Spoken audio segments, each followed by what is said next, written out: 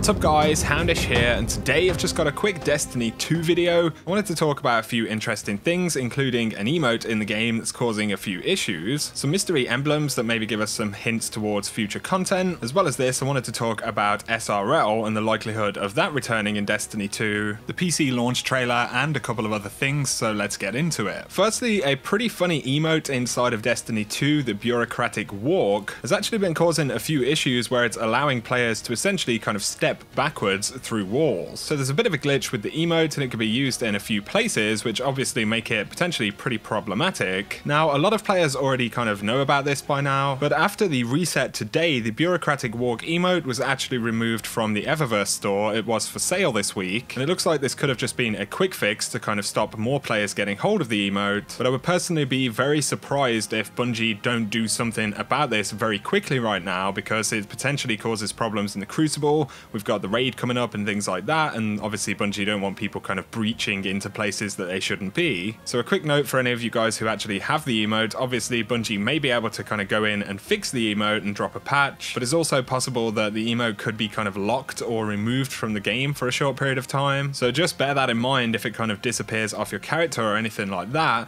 It could be because Bungie are actually fixing this issue. I will update the description below if Bungie post anything about this. And like I said, it was removed from the store. It looks like this is kind of a quick fix because obviously that was very late on a Sunday evening. I also recommend that if you do know any glitches with this, that you do not use it inside of the Crucible or actually to complete any activities. If you get caught messing around with this stuff, you could absolutely be banned. So my recommendation is definitely don't use it inside of actual activities. Up next though, I wanted to just point something out very briefly about faction and Iron Banner tokens. Some players have been reporting that they're actually receiving faction tokens, so FWC tokens for example, outside of the faction rally. And it looks like the clan bonus, the rank 4 bonus, which increases your chance of receiving rep tokens when completing trials, raids, and Crucible and all of that stuff, could actually be granting these additional faction tokens. So if any players are curious as to why that could be happening, that seems to be why it's occurring. Also a quick note, if you have any Iron Banner tokens, be sure to turn them in before reset. Bungie have said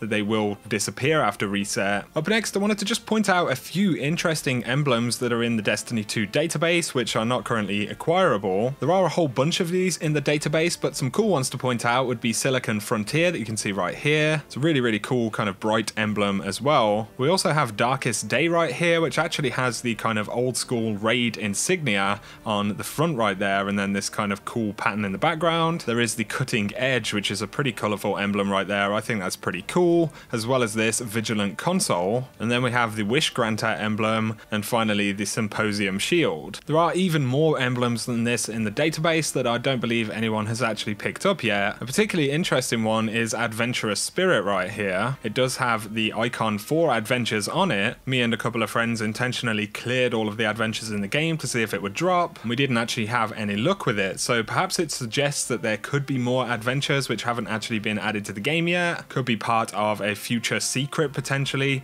We really don't know at this point, but it's another pretty cool emblem. Up next, I wanted to talk briefly about SRL, or Sparrow Racing League, that we saw in Destiny 1. If you never played that, it was essentially just a Sparrow Racing game mode, which was pretty cool, and they kind of introduced it as a winter event. There are a few hints to this in the game, but also a few very interesting things that are worth kind of pointing out. So inside of the tower and social spaces, you'll sometimes hear NPCs kind of refer to SRL, which is pretty cool. Also, some of the ships at Eververse actually reference SRL. So we have Echo Point, an Echo class refit designed by SRL legend Marcus Wren. There's also Shadow Dawn, another Echo class ship designed by SRL legend Kron 8, and then Starling Bolt, which is a Vector class refit designed by SRL legend Tyler Solar. Now it's interesting that they actually have ships designed by characters that are supposed to have been involved in SRL. Marcus Wren is a particularly interesting character that appears in the lore a few times and was actually in some of the lore for SRL in Destiny 1. And if you look at the flavor text on the Stompies, the Hunter's exotic boots, Marcus Wren actually worked and created those boots, which is pretty interesting. You'll also find flavor text on some of the exotic sparrows about sparrow jousting, which is pretty cool. Marcus Wren is a close friend of Amanda Holliday as well. This is where there's a little bit of a spoiler alert. Back inside of the PC beta, there were a number of kind of audio lines which people found, and someone actually distributed some of them, YouTube user, and these were kind of spoken about at the time. But there is actually a male voice who's kind of talking about ship flight to a bunch bunch of Guardians, and flight simulation training as well. So there is this clip on the SoundCloud page which is worth taking a listen to.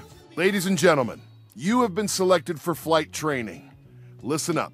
I know all of you have run The Sims for weeks, but I've never seen anyone make the transition without making a few big mistakes. We're here to train you, not watch you show off.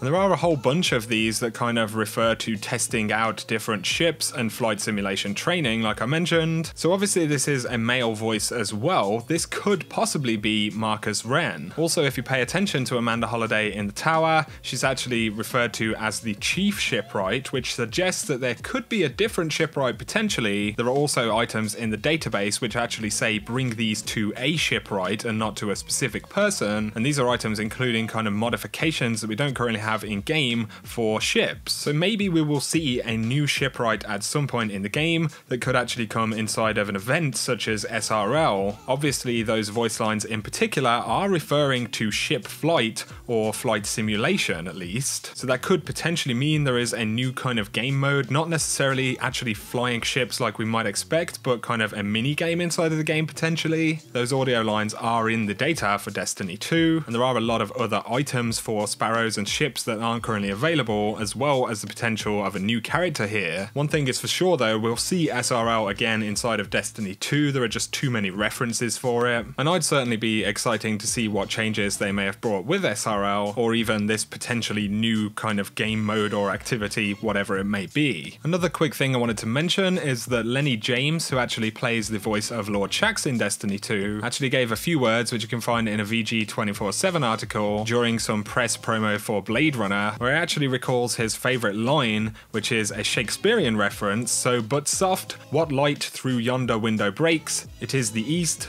and I am the crucible. So that's actually a reference to Romeo and Juliet, but interestingly, it's a line that currently isn't in the game. Lenny James also confirmed he has been recording more voice lines for Shaxx recently, so this could be for some future upcoming content as well, which is always exciting. So there we go guys, just a few interesting things in this video I wanted to break down. It's interesting that that emote glitch is kind of a thing inside of the game. It's also interesting looking at some of the stuff in the database that hasn't been released yet, and some of those hints towards SRL and other future content. So let me know your thoughts on that stuff down below. If you have enjoyed the video guys, a like is very much appreciated. If you're new to the channel and you want to keep up to date with Destiny 2 content and news, be sure to hit subscribe if you want to. I'm gonna leave you guys with the PC launch trailer for Destiny 2 if you've been waiting for the PC. Not long now, just over a week until you can finally play the game. It's a pretty awesome trailer. As always though guys, thank you for watching, and I will catch you very soon.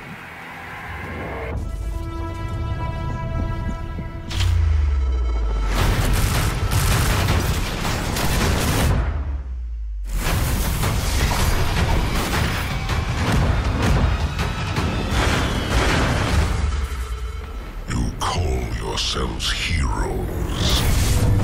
You never deserved power. I am Gaul, and I alone am worthy.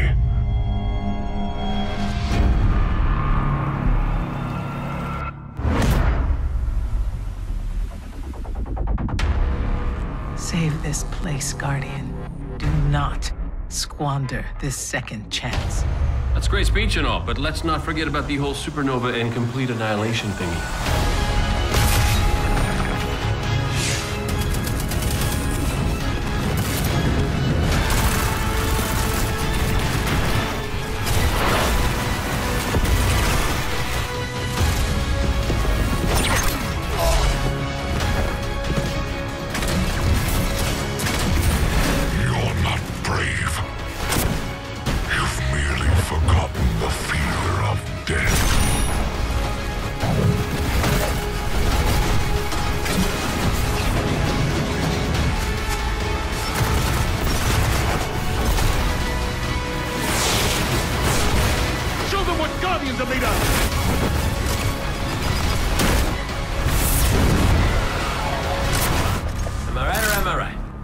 I need my fire team. Now that we are together again, we just might stand a chance. Destiny 2, available on PC October 24th exclusively on Blizzard Battle.net.